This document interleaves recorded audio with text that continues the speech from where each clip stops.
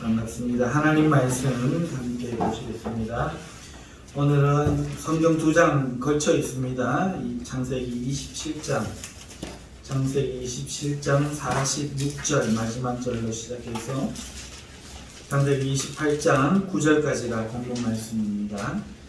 이 본문을 가지고 기뻐할 수 없는 것이라는 제목으로 말씀을 증거하기 전에 함께 말씀을 합독하시도록 하겠습니다. 찾으셨으면 46절부터 28장 9절까지 우리 함께 합독하시겠습니다. 리브가가 이삭에게 이르되 내가 햇사람의 딸들로 말미암아 내 삶이 싫어졌거늘 야곱이 만일 이 땅의 딸들 곧 그들과 같은 햇사람의 딸들 중에서 아내를 맞이하면 내 삶이 내게 무슨 재미가 있으리까. 이삭이 야곱을 불러 그에게 축복하고 또 당부하여 이르되 너는 가나안 사람의 딸들 중에서 아내를 맞이하지 말고 일어나 바단 아람으로 가서 내 외조부 부두엘의 집에 이르러 거기서 내 외삼촌 라반의 딸 중에서 아내를 맞이하라. 전능하신 하나님이 내게 복을 주시어 내가 생육하고 번성하게 하여 내가 여러 족속을 이루게 하시고 아브라함에게 허락하신 복을 내게 주시되 너와 함께 내 자손에게도 주사 하나님이 아브라함에게 주신 땅 곧 내가 거류하는 땅을 내가 차지하게 하시기를 원하노라. 이에 이삭이 야곱을 보내매 그가 바단 아람으로 가서 라반에게 이르렀으니 라반은 아람 사람 부두엘의 아들이요 야곱과 에서의 어머니 리브가의 오라비더라. 에서가 본즉 이삭이 야곱에게 축복하고 그를 바단 아람으로 보내어 거기서 아내를 맞이하게 하였고 또 그에게 축복하고 명하기를 너는 가나안 사람의 딸들 중에서 아내를 맞이하지 말라 하였고 또 야곱이 부모의 명을 따라 바단 아람으로 갔으며 에서가 또 본즉 가나안 사람의 딸들이 그의 아버지 이삭을 기쁘게 하지 못하는지라. 이에 에서가 이스마엘에게 가서 그 본처들 외에 아브라함의 아들 이스마엘의 딸이요 느바요스의 누인 마할랏을 아내로 맞이하였더라. 아멘. 반갑습니다. 삶에 기쁨이 있느냐 기쁨이 없느냐 하는 차이는 너무 큰 차이죠. 고래 대궐 같은 그런 집에서 왕의 진수성찬을 먹으면서도 기쁨이 없으면 그것은 불행입니다. 반대로 초가상간 오막살이 같은 그런 곳에 산다 할지라도 그 집에 기쁨이 있다면 그것이 곧 행복한 삶이죠. 그러고 보면은 고래 대궐 진수성찬 꼭 기쁨이 이런 환경에서 오는 것만은 아닌 것 같습니다. 오늘 여러분들은 어떠셨습니까? 오늘 하루를 기쁘게 사셨습니까? 아니면 기쁘지 못한 하루였습니까? 오늘 본문에 기쁨과 관련해서 이 두 사람의 어떤 기쁨에 대한 주도적인 이야기가 나오는데 한 명은 리브가고 한 명은 에서입니다. 리브가는 기뻐할 수 없어서 자신을 기쁘게 할 무엇을 원했고요. 에서는 기쁘게 할 수 없어서 기쁘게 하기를 원했습니다. 그 이야기를 이제부터 우리가 함께 살펴보도록 하겠습니다. 사랑하는 성도님들, 먼저 리브가 이야기부터 시작해보죠. 리브가는 지금 노후의 자신의 삶에 대해 굉장히 불행하게 생각하고 있습니다. 46절인데요. 리브가가 이삭에게 이르되 내가 햇사람의 딸들로 말미암아 내 삶이 싫어졌거늘. 남편 이삭에게 부인 리브가가 젊어서 만나서가 아니라 이미 자녀들이 장성한 시기죠. 이렇게 장성했을 때에 이제 그들이 노후가 되었을 때에 노년의 삶이 싫어졌다 말하고 있습니다. 젊어서 싫은 건 어떻게 하죠? 이겨낼 수 있죠. 근데 나이가 들어서 싫으면 어떻게 돼요? 살기 싫으면요. 참 힘든 문제입니다. 삶에 기쁨이 없다는 것, 불행하다는 것, 이게 참 보통 일이 아니죠. 그런데 리브가가 남편에게 이렇게 이야기한다는 겁니다. 물론 지금 이 상황이 에서의 이 축복을 야곱이 받았기 때문에 아들 요셉을 피신시키기 위해서 남편에게 이유를 만들어 말하려고 하는 것도 있지만, 그럼에도 불구하고 이것은 리브가의 솔직한 심정이라는 것이죠. 리브가의 솔직한 삶입니다. 지금 리브가가 그 삶이 싫어졌다, 이 말이 뭡니까?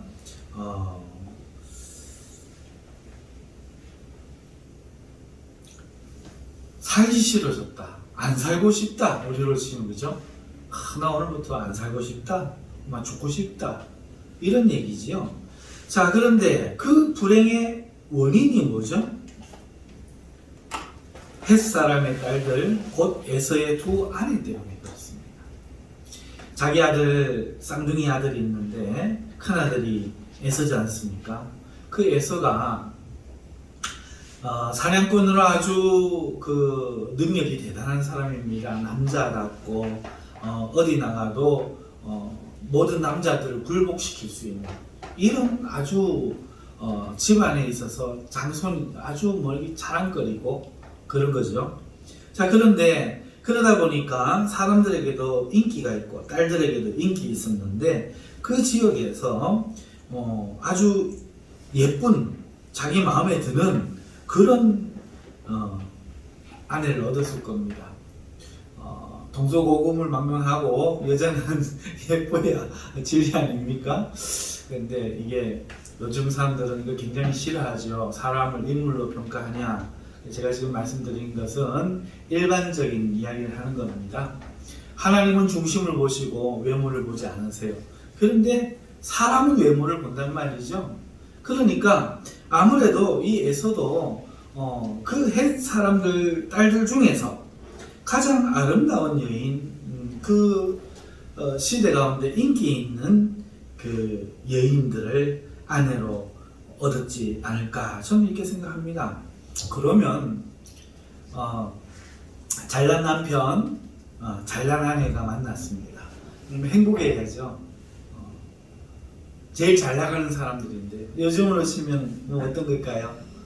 요즘은 삼성에 다닌다 그래도 그게 대단히 큰 그런 게 아닌데, 예전에는 큰 회사에 다니는 사람이라 그러면은 그 사윗감으로 괜찮았잖아요. 그러니까 큰 회사에 잘 나가는 중력, 총각 중력, 혹은 판검사, 혹은 자수성가에서 기업의 사장님 된 어떤 이런 사람이 또 정말 예절 교육을 잘 받고 집안도 처가 재력도 풍부하고 아주 교양이 잘 갖춰진, 공부도 많이 한 이런 여인을 만났으면 우리 지금 이 시대의 부모님들 자식들을 결혼시킬 때 원하는 게 그런 거 아닙니까? 그런 사위, 그런 며느리 만나서 알콩달콩 어려움 없이 잘 살기를 바라는 거잖아요.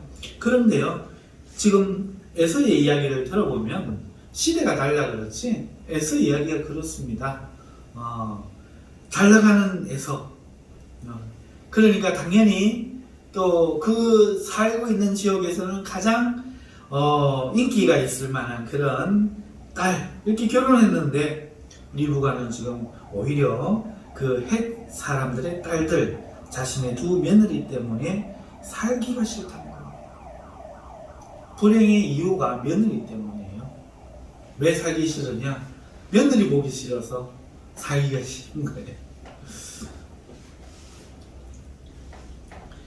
자, 그러면 왜 에서의 아내들이 그녀를 불행하게 할까? 첫 봐도 잘 나가는 여인들이었을 텐데, 오늘 46절에 보면 이런 말이 있죠. 야곱이 만일 이 땅의 딸들, 이 땅의 딸들 곧 그들과 같은 햇사람 딸들 중에서 아내를 맞이하면 내게 무슨 재미가 있으리까?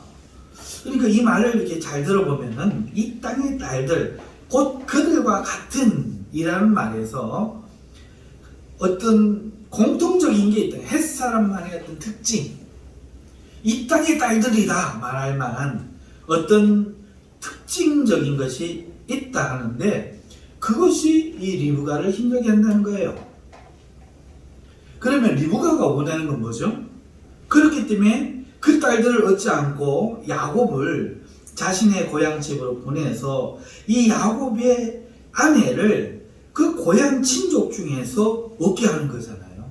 그러니까 이 말을 결론을 내어보면 정리하면은 분명하게 극명하게 사람이 뭐 눈 두 개, 팔 두 개 먹고 사는 거 어디를 가나 동서양을 망라하고 비슷하잖아요. 그런데 그런 얘기가 아니라 이 햇사람들과 자기 고향의 여인들 사람들 가운데는 전혀 하나가 되지 못하는 특이점이 있다는 거예요.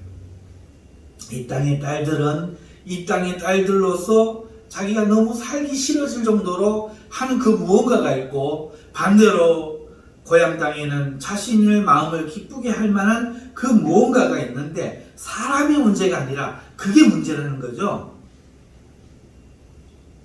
이해하시나요? 자, 그게 뭘까? 지난번 설교에서 제가 먼저 한번 언급을 해드렸죠. 뭐죠? 신앙인 거죠. 신앙.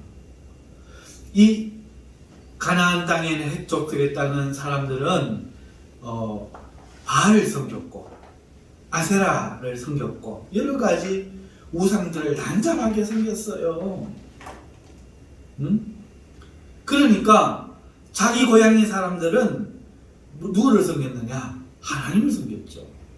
당장 자기 시아버지만 해도 하나님을 경외하던 중에 하나님의 부름을 받고 여기 왔잖아요.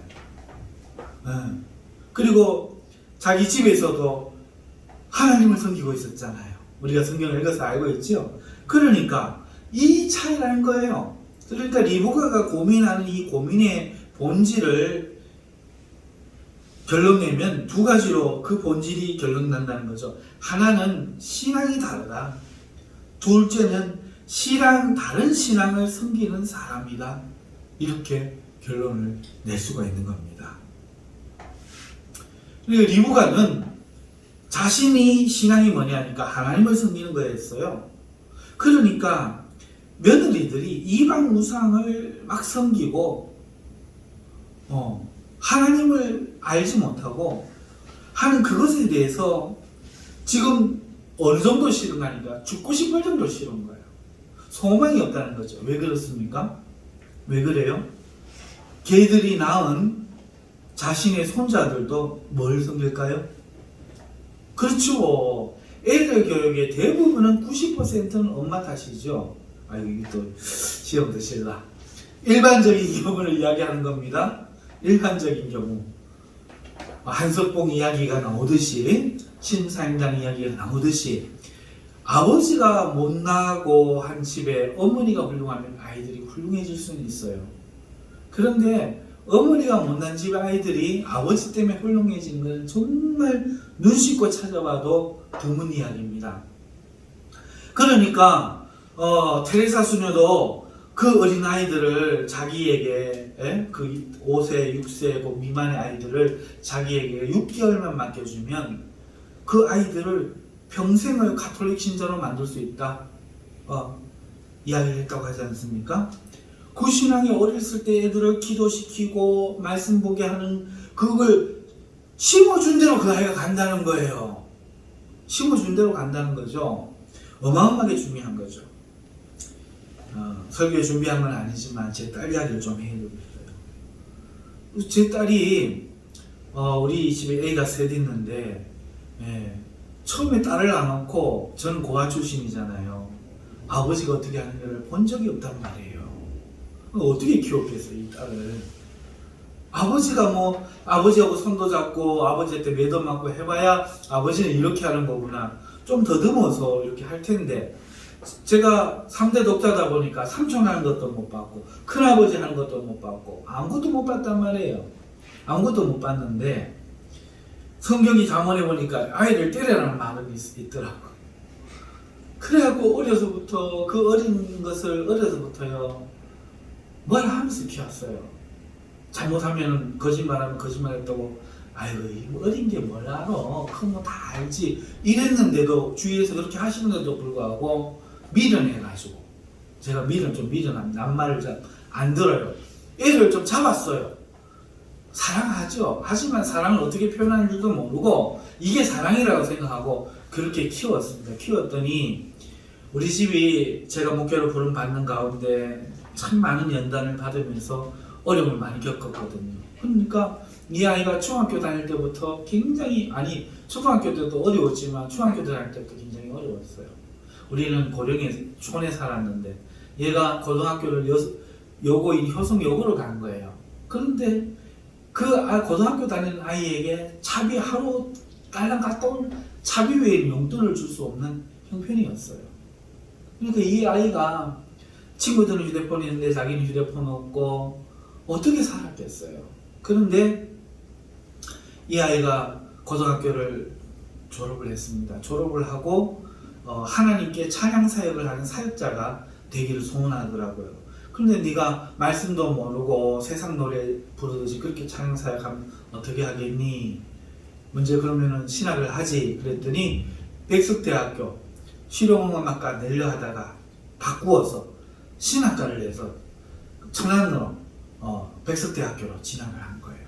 그리고 그 백석대학교에서 등록금을 한 번도 보내주지 못하고 지가 첫 등록금만 뭐 이렇게 했는지 그 다음부터는 장학금을 받고 지 스스로 방과 학비 다 풀어서 한 거예요.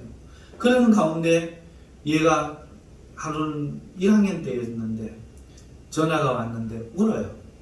힘들어서 우는 줄 알았더니 얘가 아빠 어릴 때 나를 그렇게 키워주셔서 감사해요.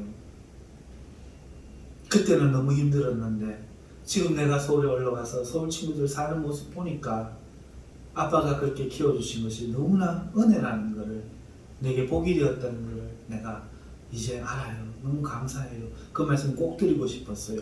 그러면서 울더라고요. 그러면서 이 아이가 여러분 이제 우리 성도님들은 대충 아시죠? 신학을 전공하고 또 전도사님으로 일을 하면서 찬양 사역하면서 다시 혼자 백석대학교 안경공학과 들어가서 전도사님으로 받는 사례가 너무 약하잖아요. 생활이 안 되잖아요. 지는 살아야 되는데 그러니까 안경공학을 다시 공부를 한 거예요. 그리고 지금 와서 교회에서도 사례를 받고 있지만 주중에도 일을 하면서 여자아이들 치고 1년 만에 한 300만 원 가까이 되는 월급을 지금 받고 있어요. 그러니까 여자아이로 살기는 괜찮지요. 자, 그런데 이 아이가 어떻게 이렇게 할 수 있었는가? 우리 두 아이들과 나머지 아이들이 나쁘다는 게 아니라 볼 때는 가장 독립적이고 가장 생활력이 강하고 가장 반듯하고 그러더라고요.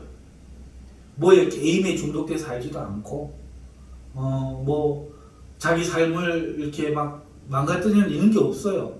그런데 제가 한 거는 뭔가요? 부모로서 어떻게 해야 되는지 몰라서 성경에 있는 대로 틀린 거 할 때 매든 것밖에 없었다고요. 그거 한 개 믿고 매 하나 들었다고요. 그런데 오늘날까지 걱정을 시켜본 적이 없어요. 그렇게 벌면서도 나중에 알고 봤더니 집에 800, 1000만 원 가까이 되는 돈을 엄마에게 보냈더라고요. 그 아이에게 그 돈이 얼마나 컸겠습니까? 여러분 제가 왜 이렇게 하는가 하니까 정말로 있잖아요. 우리가 하나님 앞에 하나님을 신앙으로 가르치는 그게 그 어릴 때 가르쳐진단 말이죠. 그 어릴 때고 4세, 5세, 6세 그런데 얘가 이 이야기를 하려고 말씀을 드렸어요. 여전도사님이 됐는데 처녀가 23살, 4살짜리가 영유아부를 맡았어요. 여러분 영유아부가 뭔지 아시죠?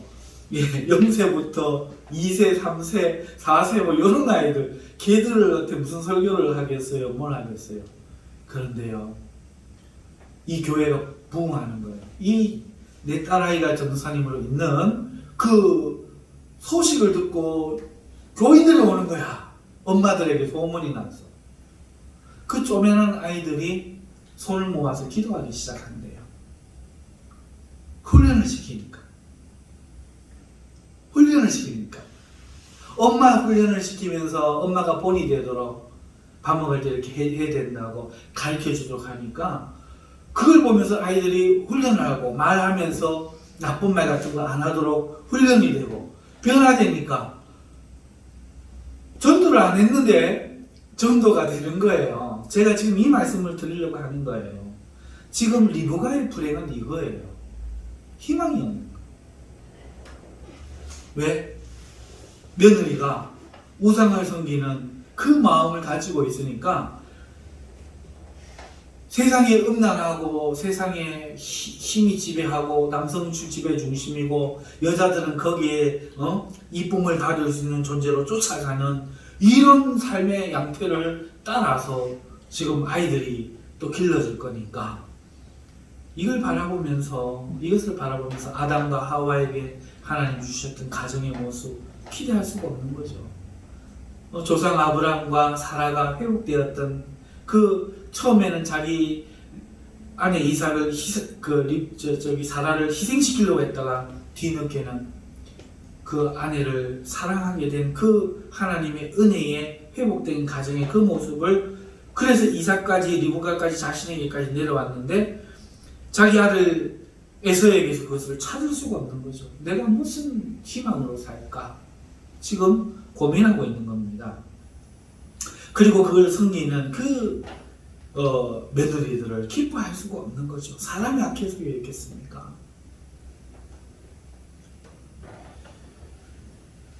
오늘 여기서 우리가 볼 때 리브가는 하나님을 기뻐하는 여인이었다는 거죠.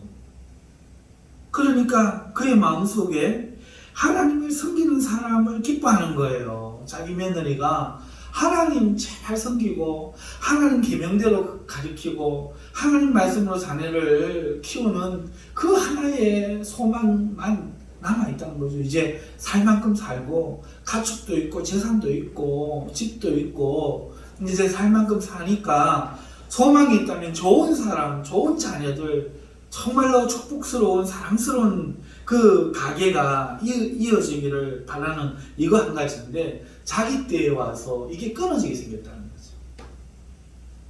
자, 그러니까 리브가의 본질은 뭐죠? 첫째는 신앙이 다르다. 그러니까 신앙이 다른 사람들과 또 다른 신앙 이 두 가지가 그녀의 불행의 본질이었다 이렇게 말할 수가 있겠죠. 사랑하는 성도 여러분, 오늘날도 이건 마찬가지예요.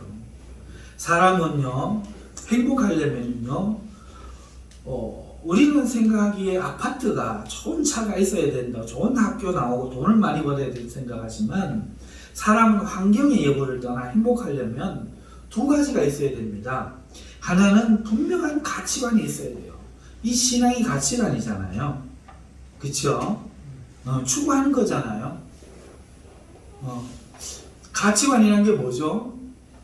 어떤 사람은 똑같은 게 있어도 그 돈을 택하는 사람이 있고, 어떤 사람은 권력을 택하는 사람이 있고, 어떤 사람은 사람을 택하는 사람이 있고, 그렇잖아요. 그게 가치관이죠.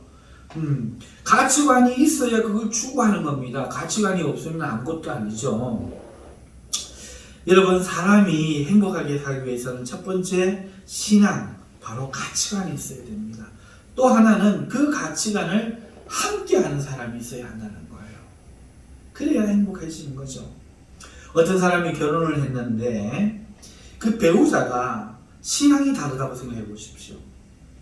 신앙이 자신과 맞지 않다고 생각해 보십시오. 그러면 불행한 겁니다. 저는 이런 걸 참 많이 봤어요. 남편은 절에 가고 부인은 교회 간다고 생각해 보세요.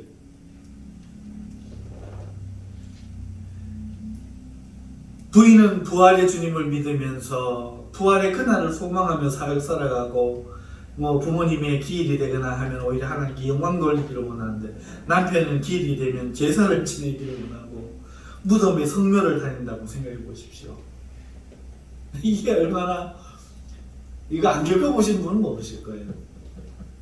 이거 안 겪어보신 분은 모를 거예요. 자녀들에게 앉혀놓고, 자녀들아, 얘들아, 오늘은 할머니 기일이야, 할아버지 기일이야, 너희를 낳아주셨던 할머니는 이러셨어, 할아버지는 이러셨어, 이렇게 좋은 분들이야.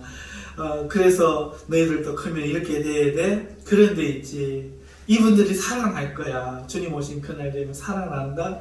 저 누워있는 무덤 그건 아무것도 아니야. 그냥 몸이 흙으로 돌아가는 그 장소고, 이제 거기 할머니 할아버지 없고, 할머니 할아버지는 주님과 함께 오실 거야. 기쁘지? 좋지? 너희들 그때 할머니 할아버지 나랑 손을 잡고 꼭 한 만나보자? 이러면서 이야기를 해줘야 되는데, 음식을 막 주인들 차려놓고 향을 긋고 선배 막 이상한 소리 하면서 막 절한다고 생각해보세요.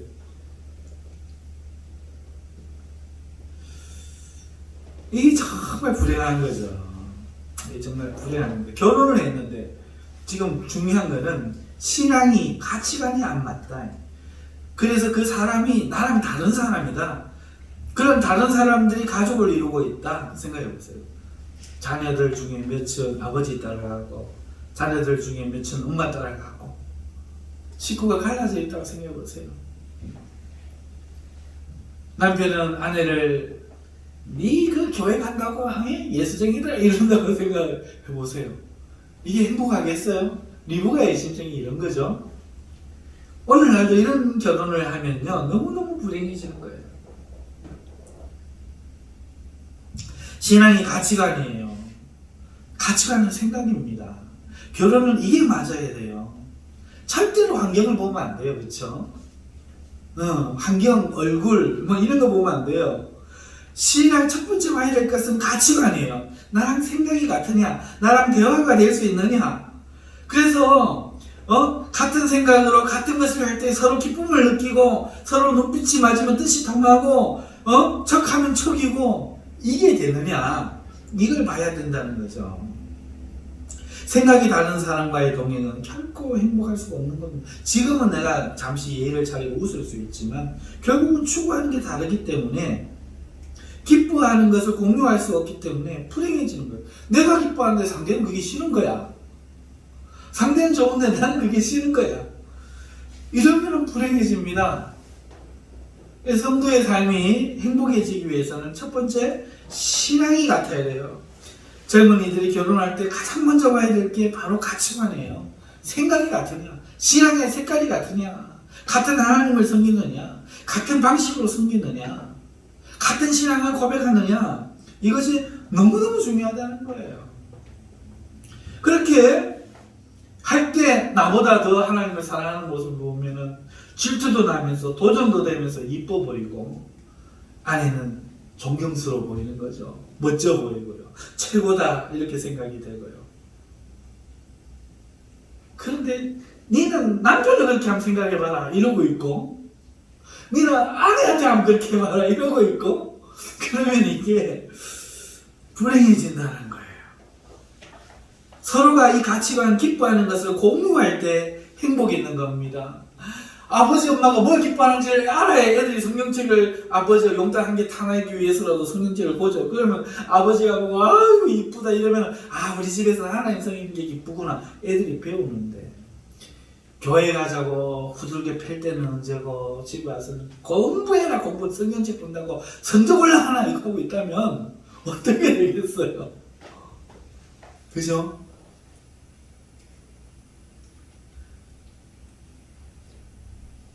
학교 가갖고 선생님한테 저기 했는데 거짓말하고 넘어갔으면 괜찮을 텐데 그 사실대로 이야기했다가 혼나면, 네가 그럴 땐 거짓말 해야지 하고 부모님이 뭐라 한다면 어떻게 하겠어요? 그래, 지금은 몹시 아프고 야단 맞아서 속상하겠지만 너는 내 아들답게 하나님의 자녀답게 정직했구나, 잘했다. 그리고 위로하고 한다면 아이가 어떻게 살아가야 될지, 어떤 사람이 될지를 분명히 이해하지만 그 아이들에게 그럴 때는 자식아 눈치껏 해야 되지. 그 눈치도 없이 해가지고 이렇게 가르쳐 놓는다면 얘네들이 뭐가 되겠어요? 여러분 결혼할 때 멍에를 함께 밀 때 가장 먼저 봐야 될 거는 신앙이요, 가치관이요, 생각입니다. 그래야 뭔가 대화가 되죠.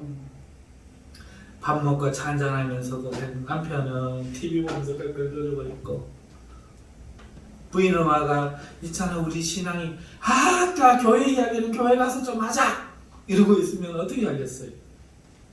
하나님 이야기하면서 기뻐하고 이 세상을 위해서 같이 부부가 손잡고 기도하고 이거 얼마나 좋아요. 그죠? 자, 그런데 대부분의 사람들은 어떻게 하느냐? 이걸 모르고 환경을 통해 기쁨을 얻으려고 해요. 해결을 그렇게 하려고 해요. 내가 돈을 좀 더 벌면 뭐 어떻게 되나 뭐 이렇게 하려고 합니다. 이 잘못된 행동을 하는 것이 오늘 에서예요. 리브가는 자기가 원하는 것이 뭔지 분명히 알아서 야곱을 자기의 고향 땅으로 보내서 그 기쁨을 위한 행동을 취합니다. 첫 번째 사람, 주도적인 행동을, 기쁨을 위해 행동을 하는 사람이었고, 오늘 두 번째, 기쁨을 위해 행동하는 주도적인 행동을 하는 사람, 두 번째는 에서인데, 이 에서는 잘못된 행동을 했어요. 에서가 무엇을 느끼는지 보십시오. 에서가 자기의 인생이 뭔가 좀 잘못됐다, 문제가 있다, 인정을 못 받는다 느끼고 자기 인생을 관찰하기 시작합니다. 먼저는 6절에 에서가 이삭을 관찰하는 걸 보세요. 에서가 본즉 이삭이 야곱에게 축복하고 그를 바다마람으로 보내서 거기서 아내를 맡게 하였고, 아버지가 가만 보니까 뭔가를 하는 거야. 뭔가를 하는데 바단 아람으로 가서 자기 동생에게 아내를 맡게 하는 거예요. 뭐지 저거는? 내가 여기서 아내를 얻은 것과 뭔가 차이가 있는가? 생각하는 겁니다. 그 다음에 7절에 보면 에서가 야곱을 봅니다. 자기 동생을 보는 거죠. 그렇게 시키자. 자기 같으면 자기 좋은 내 아내는 내가 어찌요 뭐 이렇게 안 하고 야곱의 부모의 명을 따라 바단 아람으로 가는 거예요. 뭐지 저거는? 이렇게 살펴봅니다. 그리고 8절에 자기 아내들을 봐요. 자기가 얻은 아내, 이 땅에서 제일 잘 나가는 그 미스 코리아 진선미, 아주 좋은 여대, 좋은 직업, 스펙 있는 자기 아내들을 이렇게 보는 거예요. 그런데 그 아내, 가난한 사람의 딸들이 아버지 이삭을 기쁘게 하지 못하는 거예요.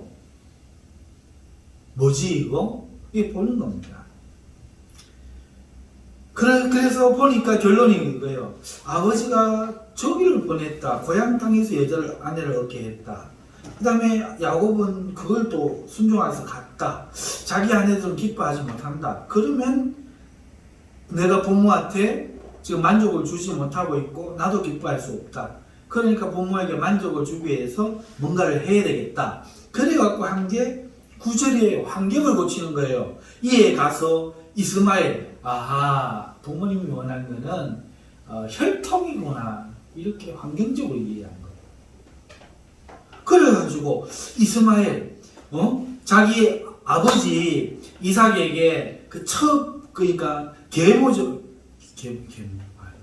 첩이라고 말이죠. 첩의 아들 서자가 있었는데, 그래도 어쨌든 혈통적으로 하나니까 그 이스마엘에 가서 본처들 외에 아브라함의 아들 이스마엘의 딸 느바요의 누이인 마할랏을 아내로 맞이하는 거예요. 부모님을 기쁘시게 하려고 한 거죠. 그런데 그 문제가 해결됩니까?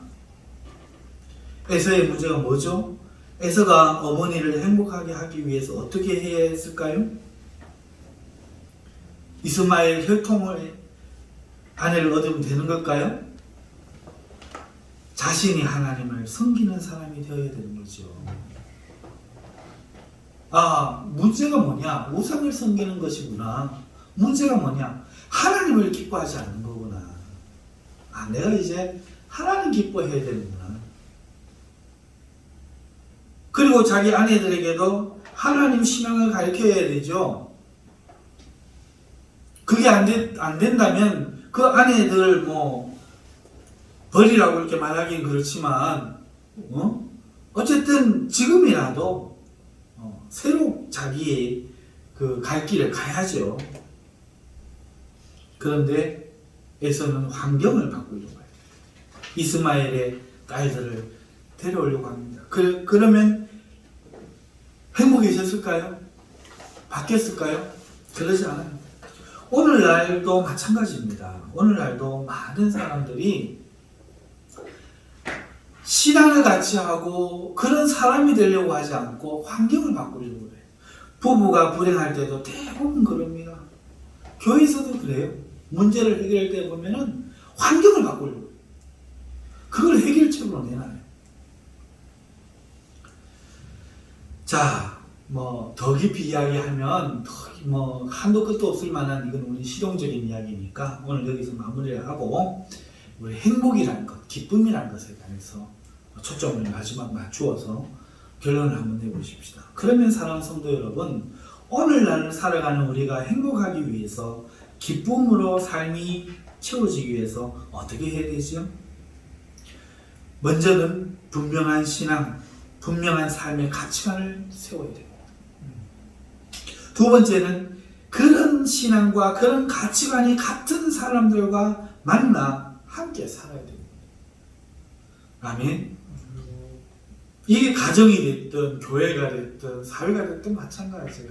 사람은요 사회적인 존재라서 하나님도 하나님 자신을 우리라고 말하잖아요. 그렇죠? 성삼위일체로 계시잖아요. 하나님이 사람을 만드실 때 아담과 하와로 지어주셨잖아요. 뜻과 본질이 같은 존재. 아담과 하와는 하나예요, 하나. 아담이라는 하나의 존재에서 몸을 빼가지고 여자를 만들어 주신 거니까 둘은 생각이 같고 본질이 같은 하나예요. 사람은 하나여야 돼. 뜻이 하나이고 신앙이 하나인 사람들과 만나서 우리가 되어야 기쁨이 있고 행복이 있는 거예요. 초가상단이라도 그곳에서 배추, 상추 뜯어서 된장 떠서 발라가지고 쌈 싸갖고 먹을지라도 기쁨이 있어야 서로 입에 넣어주면서 웃을 수 있는 거예요. 그게 행복인 거죠. 그래서 행복해지려면 우리 성도들이 기쁘고 행복해지고 이 시대의 사람들이 기쁘고 행복하려면 먼저 분명한 신앙, 분명한 가치관을 세워야 되고 그리고 그런 사람들과 함께 무리를 이루어야 됩니다. 그래서 신앙을 가치관을 세우는데 우리는 선택의 여지가 없어요. 우리는 오직 하나님만을 믿고 하나님만을 의지하고 하나님만을 경배하며 하나님만을 구하고 하나님을 섬기기로 결심하는 사람이에요. 그러니까 이걸 분명히 해야 돼요. 여기 흔들리면 안 돼요. 그렇죠? 여기에 이견도 있을 수 없고 그러니까 우리는 누구를 보면 기쁘냐? 이렇게 하나님을 믿는 사람 보면 기쁘단 말이에요. 목사로서 솔직한 얘기로 성도들 중에 성도들이 돈 많고 잘생기고 이런 거 눈에 안 들어와요. 하나님 말씀 들으면서 얼굴이 밝아지면 그 사람이 눈에 들어온다. 아멘 아멘 하고 하나님 어려운 일이면 하나님 앞에 와서 울고 그 사람이 가장 멋지고 가장 훌륭해 보이고 정말 그래요? 똑똑한 거요? 싫어요. 돈 많은 거요? 아우 머리 아파요. 많이 배운 거요? 힘들어. 누가 가장 사랑스러운가? 기도하는 장로님, 기도하는 권사님이야. 말씀을 눈물로 받으면서 아멘, 아멘. 상했던 마음이 말씀을 들으면서 회복되어져가는 그 모습을 볼 때 그때가 너무너무 좋은 거예요. 오늘 제가 어제 차를 타다가 이렇게 제 차가 좀 높은데요. 이렇게 올라타는데 이렇게 이렇게 이게 좀 많이 커요. 그런데 평상시 잘 들어가는데 어떻게 방향이 잘못됐든지 머리를 쾅 하고 찧으면서 목이 충격이 왔어요. 목이 충격이 오니까 어제 하루 종일 힘들고 오늘도 머리가 아팠는데요. 우리 장로님하고 우리 집사님들이 교회에 다 들어오는데요. 너무 이렇게 아픔이 있지만 갑자기 웃음이 나고 갑자기 마음이 즐거워지고 기뻐지는 거예요. 그게 뭐죠?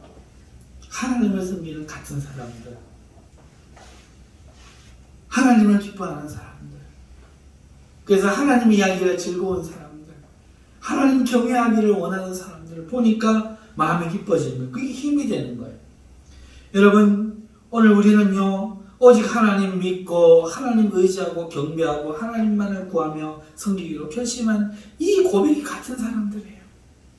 그렇기 때문에 하나님을 연구하면서 하나님의 그 놀라운 능력에 대해서 연구하고, 우와, 우리 하나님의 그 위대함, 하나님의 사랑과 은혜를 발견하여서 그것을 기뻐하고, 목사님 성경을 보니까 이런 게 있어요. 집사님 성경을 보니까 이런 게 있어요. 우리 하나님이 이런 분이시요.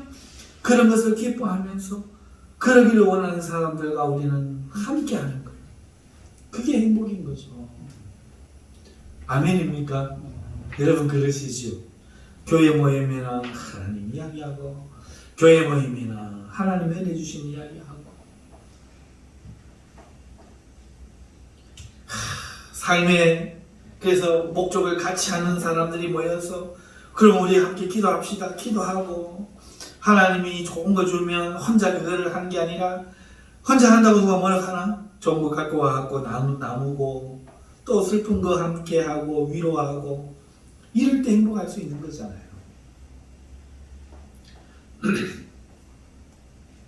여러분, 이 일이 가정과 교회에서 이루어져야 행복할 수 있는 거예요. 제가 말 주변은 좀 없는 것 같아요. 말 주변이라는 말을 얼마나 효과적으로 잘 하느냐 하는 건데, 재미있게 잘 표현하고 유익하게 표현하는가 하는 건데 조금 약한 것 같아요.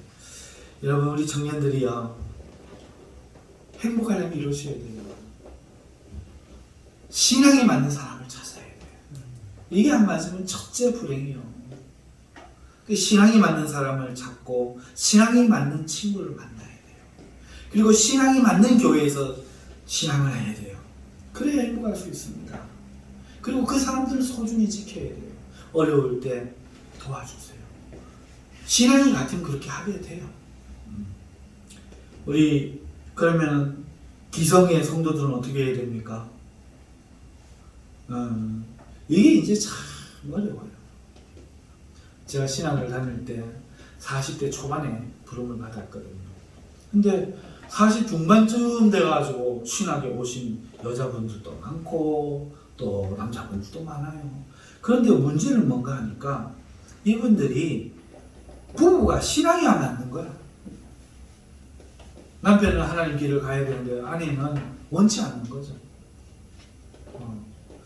참 이게 두 가지가 있는데, 그래도 그걸 참고 사는 거예요.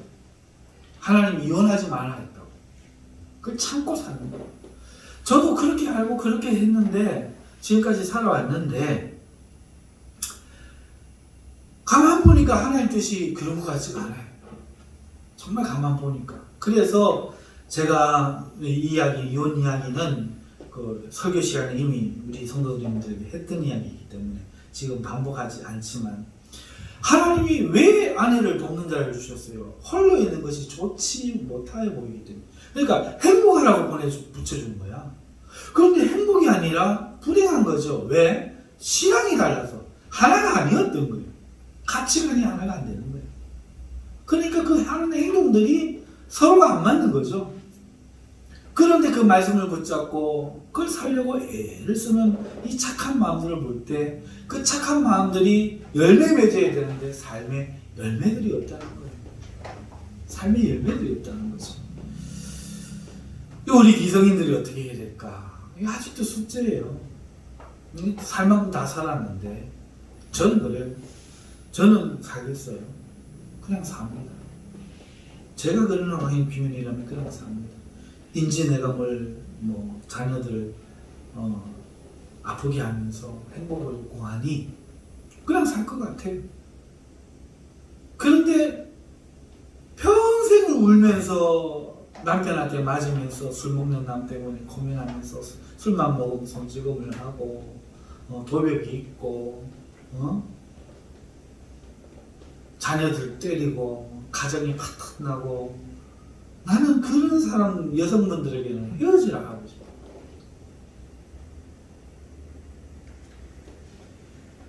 한 번도 행복을 못 느끼고 살아. 하나님이 행복하라고 살려고 했는데 이 기성인들의 숙제예요. 그러니까 내가 주도적으로 그걸 이겨낼 수 있는 입장이고 그런 환경이라면 혹시 자기로 인하여 그 배우자가 구원받을까 하여 믿음으로 사시는 것도 괜찮을 것 같고 그 남편 약자인 입장에서 남편으로 인하여 자녀들도 삐뚤어지고 잘못된 입장이라면 차라리 이혼하고 좋은 사람 만나서 좀 안 똑똑해도 좀 돈은 적어도 신앙이 같은 사람 그런 사람 만나서 사는 것도 저는 괜찮다고 생각합니다. 어찌됐든 간에 이 일이 가정과 교회에서 이루어져야 행복해요. 교회에 돈 많은 사람 온다고 좋은 거 아니에요.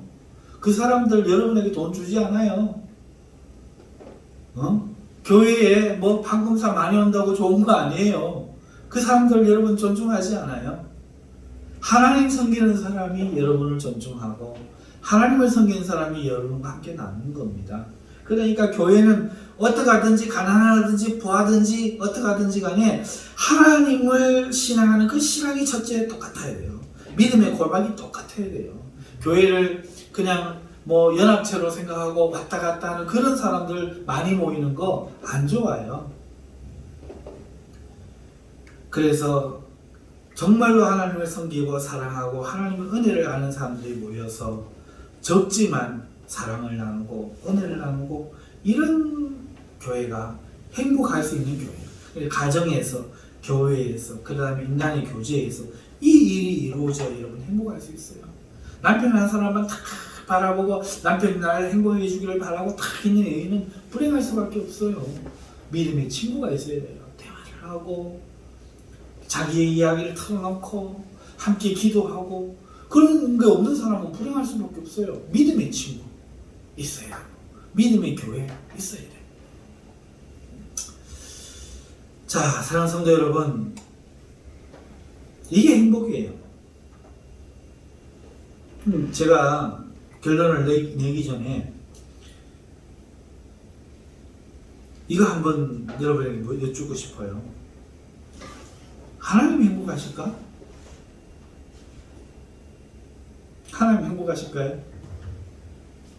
행복하시대. 하나님 우리와 닮았다면서요. 우리가 말이 통한 사람이 없고 뜻이 통한 사람이 없으면 우리 행복해요? 하나님은 행복하셔요? 하나님은 누구를 찾느냐? 하나님도 말과 마음이 통하는 사람을 찾고 있어요. 그게 사무엘이잖아요. 엘리가 나이는 많아도 말이 안 통해. 신앙이 하나님과 하나가 아니야. 가치관이 하나가 아니야. 그러니까 말도 못하는 사무엘, 어린 사무엘을 하나님이 기다리다가 사무엘아 하나님은 종은 천사로 충분해요. 그런데 오늘날 또 많은 사람들이 하나님 앞에 종이 되려고 그래. 말 통하는 사람을 하나님 찾아요. 뜻이 같은 사람을 찾는다고요? 천사는 천지빛깔이라. 천지빛깔이 능력 있는 천사는. 하나님이 우리 같은 죄인을 왜 선과 악을 알면서 하나님의 은혜를 알고 그 하나님과 대화가 통하면 말이 통하는 그 사람을 찾는 거예요. 아멘. 그러므로 우리 하나님의 진리를 알고 하나님을 배워가고 하나님의 선을 사모하고 그렇게 우리가 하나님하고 뜻이 통할 때 하나님 우리를 기뻐하시는 거예요. 하나님은 능력 있는 존재로 만들려면 우리를 얼마든지 만들 수 있어요. 하나님 우리 마음을 보신다고. 그렇죠? 결론을 내십시다. 여러분 오늘 기쁨을 갖고 계신가요? 기쁨을 위해 어떻게 하시고 계십니까? 오늘 말씀 속에서 해답을 찾기를 바랍니다. 여러분의 삶이 기뻐지기를 원합니다. 여러분의 삶이 웃음과 행복으로 충만해지길 바랍니다. 그러려면 먼저 여러분이 하나님을 사랑하고 하나님을 경외하며 하나님을 가까이 하기를 힘쓰는 사람이 되십시오.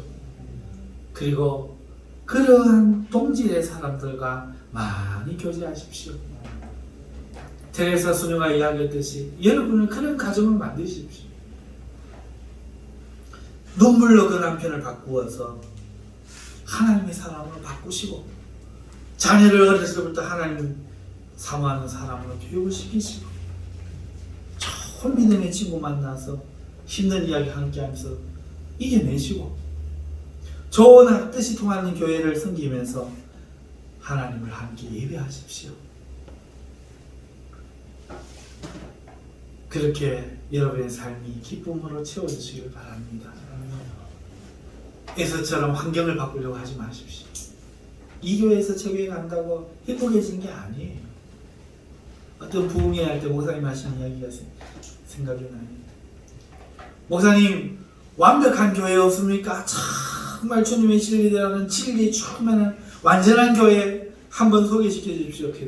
하니까 그 부흥회 강사 목사님이 자기에게 이야기하는 집사님이 그랬다니 그런 교회를 난 모르지만 알아도 발견해도 집사님 가지 마십시오. 왜요? 집사님 때문에 그 순간부터 안 완전해집니다. 환경을 개선한다고 되는 게 아니에요. 응? 뭐가 바뀌어야 됩니까? 애써같이 할 게 아니라 본질이 바뀌어야 돼. 내가 신앙을 구하는 사람이 되어야 되는 것입니다. 신앙을 구하는 사람, 그리고 같은 신앙과 함께 우리가 멍에를 맬 때 오늘 우리는 훨씬 더 기쁘고 우리의 삶이 만족하고 물론 어려움도 있고 힘듦도 있겠지만 함께 극복해낼 때 살아갈 용기가 나고 힘이 날 줄로 믿습니다. 우리 청년들 무엇을 기억해야 됩니까? 이걸 기억했어야 돼요. 우리 기성인들은 어떻게 해야 됩니까? 각자가 믿음의 분량대로 생각하셔서 하시되 제일 먼저 생각할 건 내가 변해야 돼. 내가 변해야 된다. 이런 것들이 오늘 우리의 숙제일 줄 믿습니다. 여러분 삶을 견뎌내지 마시고 깊은 삶으로 만들어 가실 수 있기를 주님의 이름으로 축원합니다. 기도하겠습니다. 거룩하신 하나님 아버지, 오늘 에서와 리브가가 기쁨의 삶을 만들어가기 원하는 그 모습을 보면서 오늘 이 땅에서 우리의 주님이 우리의 남편이 되시고 우리의 왕이 되셔서 함께 하신다는 이 사실을 우리가 너무나 감사하게 생각하며 또 하나님이여 이것을 같은 믿음을 고백하는 성도들을 만나게 해주시고 또 우리의 가정이 그러한 가정이 되도록 은혜를 주시니 감사합니다. 하나님이여 아직까지 이 행복을 못 누리는 혹여 성도가 있거든 하나님이 그 가정마다 특별한 은혜를 주셔서 이루어지게 하시고 하나님을 경외하고 그 삶들이 기쁨으로 충만하게 하여 주시옵소서. 예수님의 이름으로 기도하옵나이다. 아멘.